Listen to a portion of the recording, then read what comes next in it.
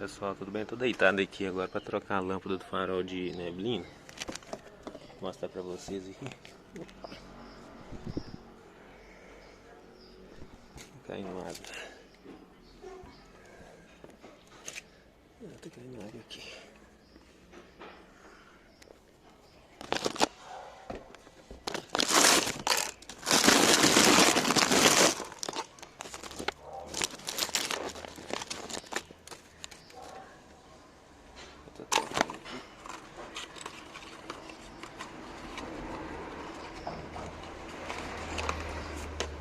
Aqui o farol novo, a lâmpada nova. A gente já está encaixando aqui.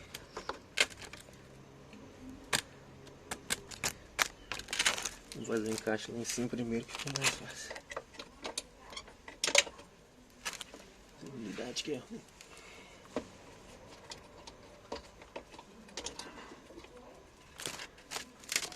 A visibilidade está muito ruim.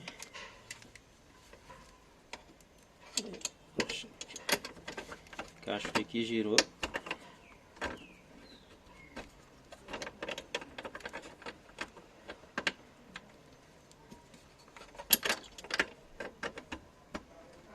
Vou tentar girar aí.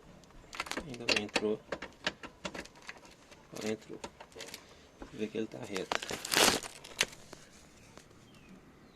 Tanto para tirar também para só girar.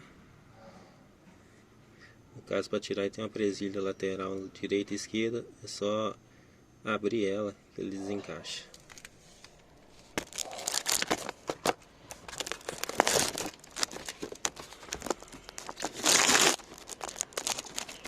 A gente vai encaixar.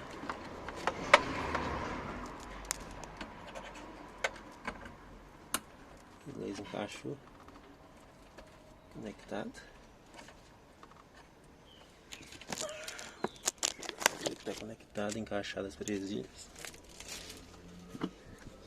Para tirar aqui, só basta tirar esses parafusinhos aqui de baixo e esse primeiro aqui para fazer a troca. Aí você tem acesso à parte de baixo. Precisa tirar essa parte aqui não. Da última vez eu tirei, ó. Dessa vez eu tô trocando sem tirar.